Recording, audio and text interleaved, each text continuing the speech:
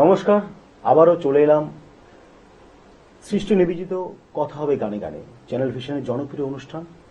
আর আজকে কিন্তু আমরা আমাদের কথা হবে গানে গানে অনুষ্ঠানের 100তম পর্ব সম্পূর্ণ করতে যাচ্ছি।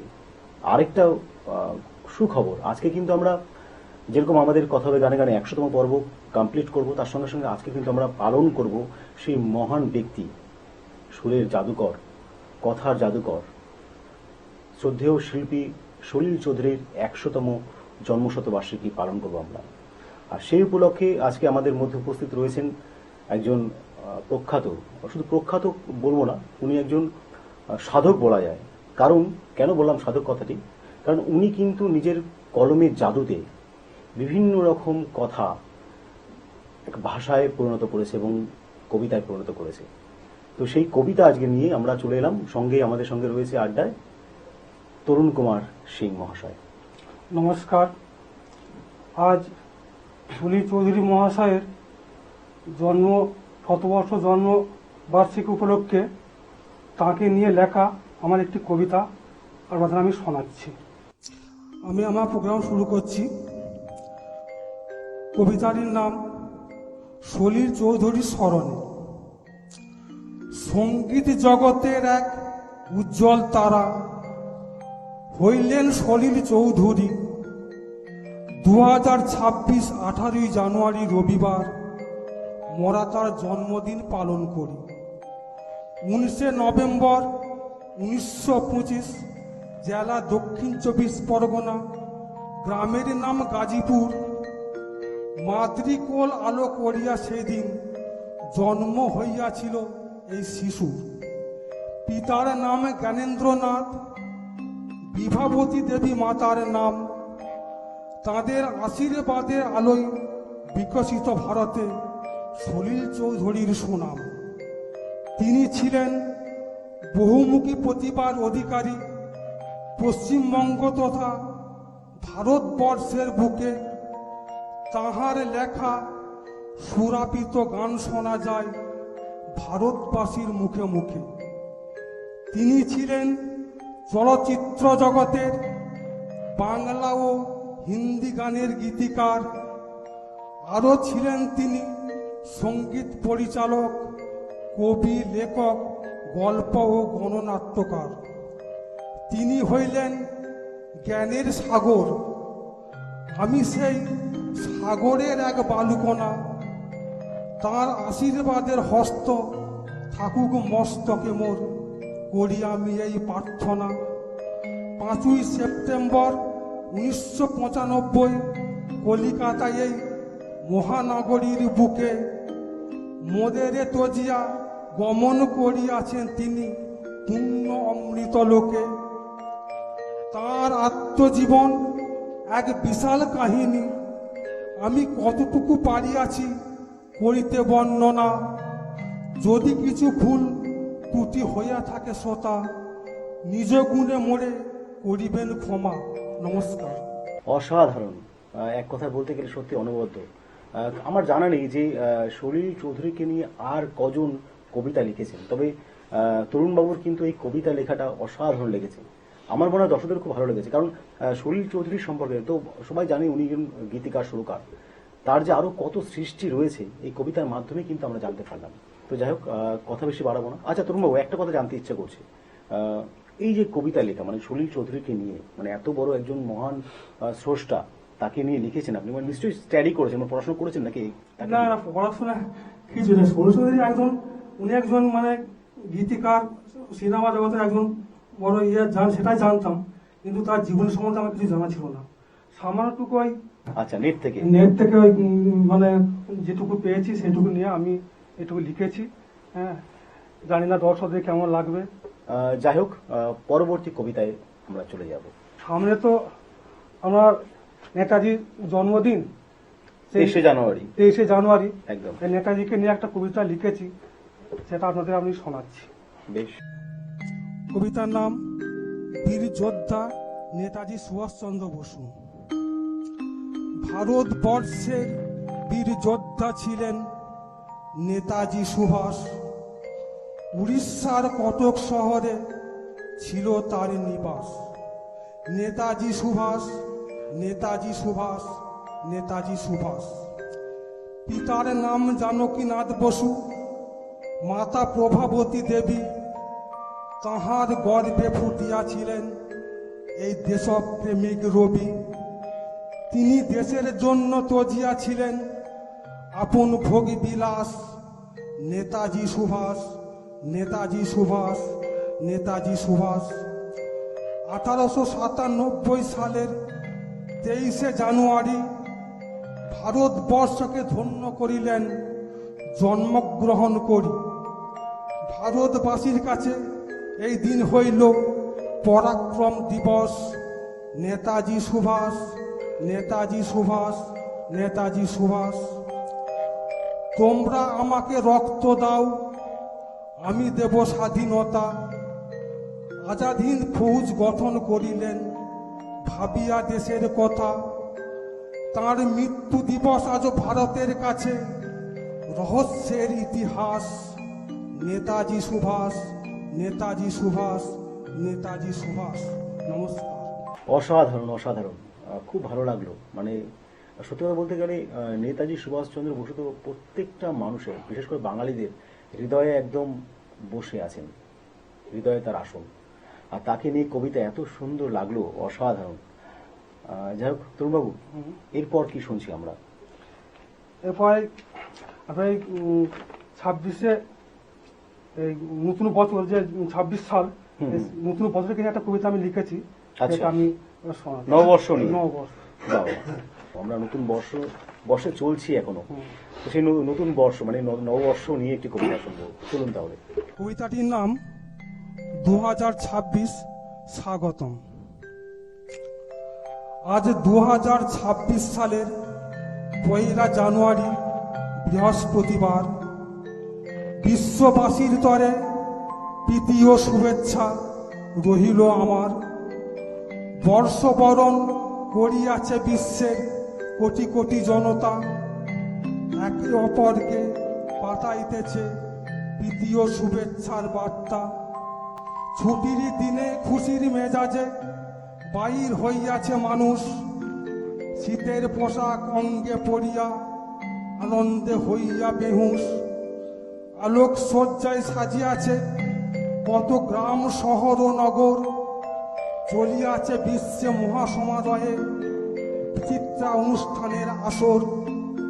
মানুষ চলিয়াছে পিকনিকে কত, বাজায়ে বক্স মাইক। তাহারাও চলিয়াছে বাসে 4 চাকায়, কেউ বা লইয়া বাইক। নবীন বর্ষ শুভময় হোক, রহিল আমার এই প্রার্থনা। যদি ভেদাভেদ ভুলে একসাথে থাকি, তবেই তো মানুষের পরিচয় না। নমস্কার। কি বলবো, মানে তরুণবাবুর কবিতাতে একদম যেন বর্তমান পরিস্থিতি, যেন একদম বর্তমান যেই অবস্থার মধ্যে দিয়ে আমরা চলছি সবকিছু যেন একদম ফুটিয়ে ওঠে। যাই হোক তরুণবাবু, এই যে কবিতা নিয়ে চলা, যখন 7-8-এ পড়ি তখন থেকে আমার লেখার ঝোঁকটা ছিল। আচ্ছা, হ্যাঁ, তারপরে আমাদের তো বুঝতে পারছেন তো পারিপার্শ্বিক সাংসারিক ইয়েতে মানে বেরিয়ে আসতে পারিনি। হ্যাঁ, আর আপনার তো কাজ একটা অন্য জব আছে, আপনি সেই কাজ করেন, হ্যাঁ। চাষবাস। হুম। তো তার এত কঠিন কাজ, চাষবাস করা তো চারটেখানি ব্যাপার নয়, তার মধ্যে থেকে আপনি সময় পান এগুলো করার? যখন আমি কাজ করি তখন একটা জিনিসকে নিয়ে লিখবো, সেটাকে আমি ভেজে ফেলি। আচ্ছা, সেটাকে এবারে প্রথম স্ট্যান্ডটা তৈরি করলাম, তারপর সেটা কিন্তু ক্রমাগত চলতেই থাকে। আচ্ছা। পরের স্ট্যান্ডার্ডটা কিভাবে সেটা হবে তৈরি করা যাবে, সেটা মানে সবসময় কাজের মধ্যে থেকে আপনি ভাবতে থাকেন? হ্যাঁ, কাজের মধ্যে থেকে আমি ভাবতে থাকি। বাবা। এটা পরে যখন ফুলফিল হয়ে যায় তখন আমি সময় পেয়ে ওইটা বাড়িতে এসে মানে খাতায় লিখে ফেলি। যারা কিন্তু একটু ক্রিয়েটিভ হয়, মানে ক্রিয়েটিভিটি নিয়ে যারা চলে, তারা কিন্তু এরকমই হয়, একটু পাগল গোছের মানুষ। তো কখন কোথায় দাঁড়িয়ে কি ভাববে সেটা সেই জানে, সে সঠিক নিজেও জানে না হয়তো কখন কোথায় কি সৃষ্টি হবে। আর রাস্তা যেতে যেতে যে কোনো সময় আমাদের চিন্তা ভাবনা, মাথা যারা লেখে তাদের চিন্তা ভাবনাটা এরকমই। যখন যেখানে খুশি সেটা নিয়ে একটা জিনিস নিয়ে লেখা, মানে সৃষ্টি করা যাবে একটা জিনিস, সেটা নিয়ে সেটা তখনই মাথায় সেটা চলে আসে। এটা দিয়ে কিন্তু একটা লেখা খুব ভালো লাগলো। যাচ্ছি পরবর্তী কবিতায়। কবিতার নাম দানা। সাগর হইতে আসিল ধেয়ে ঝড়ের নামটি দানা, প্রশাসন করিল মাইক প্রচার, ঘরের বাইর হইতেন গো। লণ্ডভণ্ড করিয়াছিল ঝড়ে উড়িষ্যার উপকূল, লণ্ডভণ্ড করিয়াছিল আগে আমফান ইয়াস বুলবুল। ভাঙিয়া গিয়াছে কত ভিক্ষা দিও, কত দোকান ঘর বাড়ি, গৃহহারা কত গবাদি পশু, গৃহহারা কত নরনারী। ক্ষেতের ফসল নষ্ট হইয়াছে, চাষিদের মাথায় পড়িল হাত। এই চাষিদের কথা কেউ কি ভাবিবে, যারা সবার মুখে জোগায় ভাত? দানায় দিয়াছে হানা, এ যে প্রাকৃতিক বিপর্যয়, কৃষকের পরিবারে শোকের ছায়া, এ যে কত করুণ বেদনাময়। ত্রাণ নিয়ে চলে রাজনীতি কত, দুর্গতদের হয় ভাদ্র মাস, নেতা নেত্রীদের উদর ভরে, তাদের হয় পৌষ মাস। নমস্কার। অসাধারণ অসাধারণ, মানে আমি কি বলবো, আমার স্টুডিও বসে হাততালি দিতে ইচ্ছে করছে, কারণ হচ্ছে এত একদম রিয়েলিস্টিক কথাগুলো, যেন একদম বর্তমান পরিস্থিতির সঙ্গে তাল মিলিয়ে চলা, সেই পরিস্থিতির উপর দাঁড়িয়েই কবিতা লেখা। তো যাই হোক, দানব বা দানো বলে একটি ঝড় আসার কথা ছিল, যদিও আমাদের ওয়েস্ট বেঙ্গল খুব তার প্রভাব পড়েনি, পার্শ্ববর্তী রাজ্যে চলে গেছে, তবু কিন্তু সেই কথাকে মাথায় রেখে কিন্তু তরুণবাবু এই কবিতাটা লিখেছেন, অত্যন্ত ভালো তার প্রয়াস। যাব পরবর্তী কবিতায়। আমার পরবর্তী কবিতা কাজলা দিঘি। কাজলা দিঘি ওই ফুটেছে লাল শালুকের ফুল, ঢেউ খেলিছে ছলাক ছলাক, তাই গরবে উলথুল। জলকেলি করিছে দিঘি হংসরাজের দল, রাতের শিশির সকাল বেলায় করিছে ঝলমল। রবির ছবি দিঘির বুকে যেন সদ্য ফোটা ফুল, ঢেউ খেলিছে ছলাক ছলাক, তাই গরবে উলথুল। বক চলিছে হেলে দুলে ওই জলের কিনারে, পানকৌড়ি ডুবে ওঠে আহার ধরার তরে। বধূরা যায় জল আনিতে, আলু থালু মাথার চুল, ঢেউ খেলিছে ছলাক ছলাক, তাই গরবে উলথুল। নমস্কার। অনবদ্য, অসাধারণ অসাধারণ, মানে আমি যেন সেই বাল্যকালে আমি ফিরে যাচ্ছিলাম। আমার যে পাঠ্যপুস্তকে ছোটবেলায় যখন পড়েছি, সেই ধরনের কবিতাগুলো পড়তাম, ঠিক সেরকমই লাগছিল, খুব খুব ভালো লাগছিল। আশা করি দর্শকদের প্রচন্ড ভালো লাগছিল। আচ্ছা তরুণবাবু, আপনি তো অনেক কবিতা লিখেছেন, যেগুলো পরবর্তী সময় গানের রূপ দিয়েছেন, সেরকম কিছু গান, মানে কবিতার গান, সেগুলো কি দর্শক শুনতে পাবে আজকে? তরুণবাবু গানের সঙ্গে সেভাবে কখনোই প্র্যাকটিস করেননি, আমরা একটু চেষ্টা করে দেখি, কি সাহস করে দেখা যায় নিশ্চয়ই দেখা যায় কিরকম হয়। সরস্বতী বিদ্যাপতি বিদ্যা করো দান, আমরা হলাম অবধি শিশু তোমারই সন্তান। সরস্বতী বিদ্যাপতি বিদ্যা করো দান, আমরা হলাম অবধি শিশু তোমারই সন্তান। সরস্বতী বিদ্যাপতি বিদ্যা করো দান।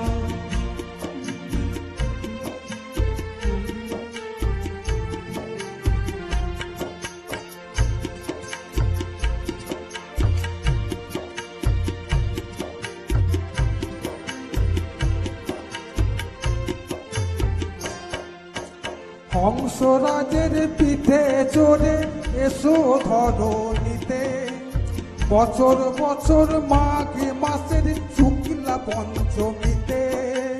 হংসরাজের পিঠে চড়ে এসো ধরণীতে, বছর বছর মাঘ মাসের শুক্লা পঞ্চমীতে।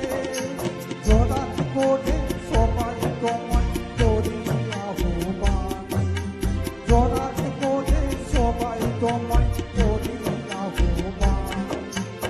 আমরা হলাম অবধি শিশু তোমারই সন্তান, আমরা হলাম অবধি শিশু তোমারই সন্তান।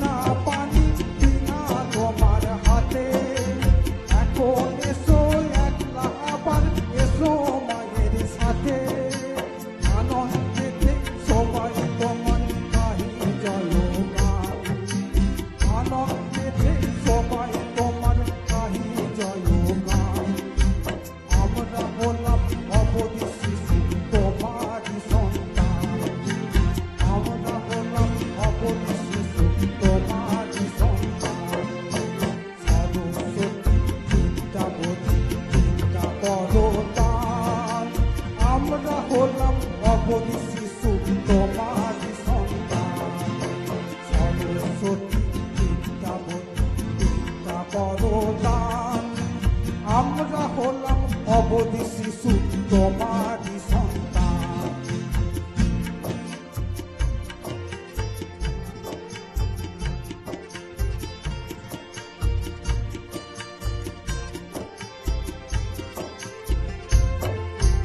হংসরাজের পিঠে চড়ে এসো ধরণীতে, বছর বছর মাঘে মাসের শুক্লা পঞ্চমীতে।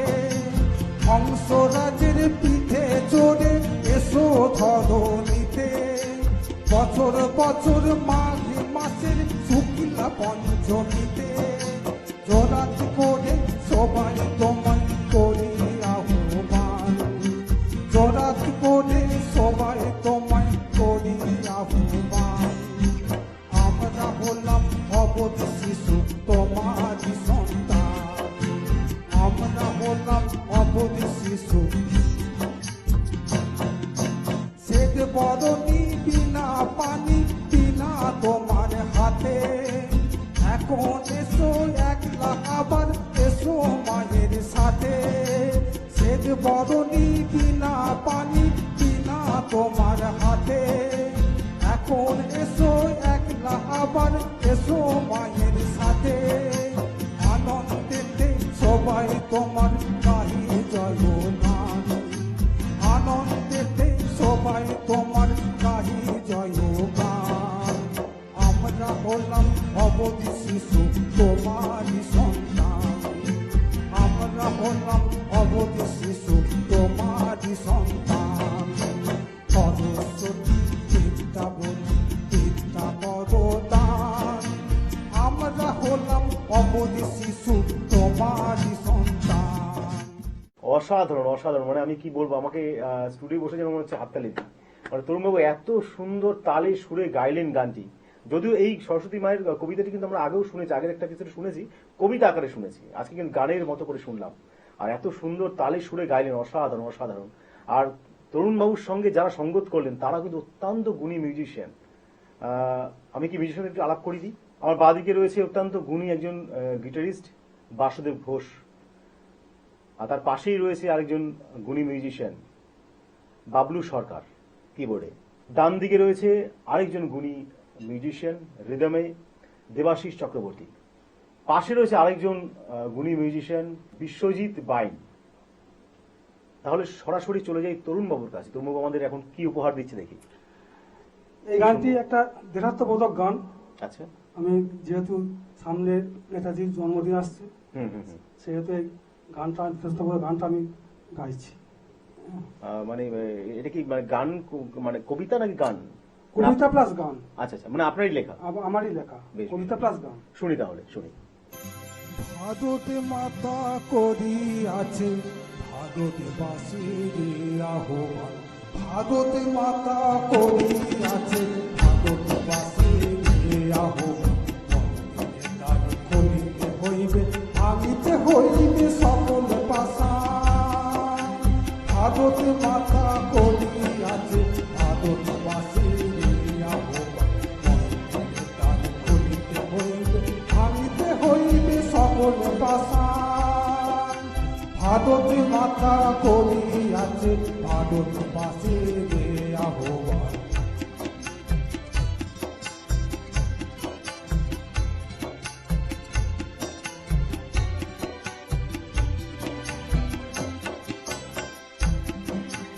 নারী পুরুষ কোমরে বেঁধে জাতীয় গানে কণ্ঠে সেদে, নারী পুরুষ কোমরে বেঁধে জাতীয় গানে কণ্ঠে সেদে। আগিয়ে মোদের যেতেই হইবে আসুক যতই ঝড় তুফান, আগিয়ে মোদের যেতেই হইবে আসুক যতই ঝড় তুফান। ভারত মাতা করি আছে ভারতবাসীর আহ্বান, ভারত মাতা করি আছে।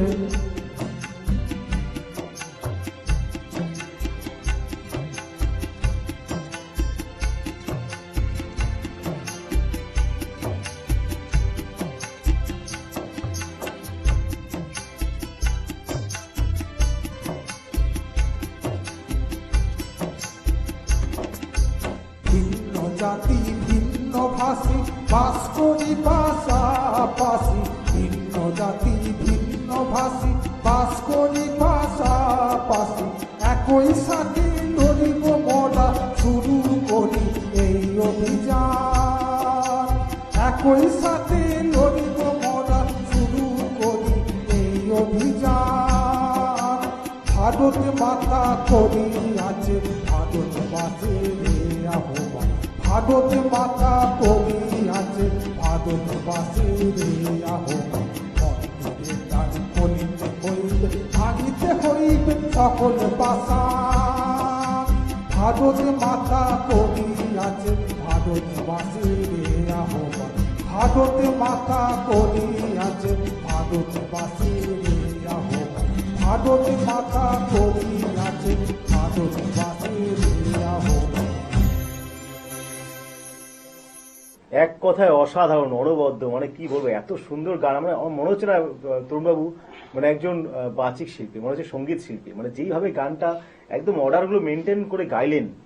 সত্যি কথা বলতে যারা দর্শক শুনছেন তারা অবশ্যই বাহবা দিচ্ছেন। একজন স্বরচিত বাচিক শিল্পী হয়ে সে এত সুন্দর তার কণ্ঠ, এত সুন্দর তালে সুরে তিনি গানগুলো গাইলেন, আমি মোহিত হয়ে গেলাম। যাক, পরবর্তীতে আমি কিন্তু অবশ্যই তরুণবাবুকে গানের জন্যই নিয়ে আসবো। মানে এরপর শুধু আমি গানের মানে সঙ্গীত শিল্পী, মানে যেমন তিনি বাচিক শিল্পী তার সঙ্গে সঙ্গীত শিল্পীও আমি তাকে বলবো। যাক, একদম শেষ লগ্নে চলে এসেছি আমরা। তরুণবাবুর জন্য রয়েছে আমাদের পক্ষ থেকে কিছু উপহার, সার্টিফিকেট তরুণবাবুর জন্য, তার সঙ্গে একটি মেমেন্টো। তাহলে আজকের মতো এতটুকুই। দেখা হচ্ছে আরেকটি পর্বে আরেকজন নতুন শিল্পী নিয়ে। ততক্ষণ সঙ্গে থাকবেন। নমস্কার। এই অনুষ্ঠানে আপনারা যারা আগ্রহী তাহলে তারা যোগাযোগ করুন নিচের নাম্বারে। যারা সঙ্গীত শিল্পী, আবৃত্তি শিল্পী এবং নৃত্য শিল্পী আছেন তারা কিন্তু অবশ্যই খুব তাড়াতাড়ি যোগাযোগ করবেন নিচের নাম্বারে।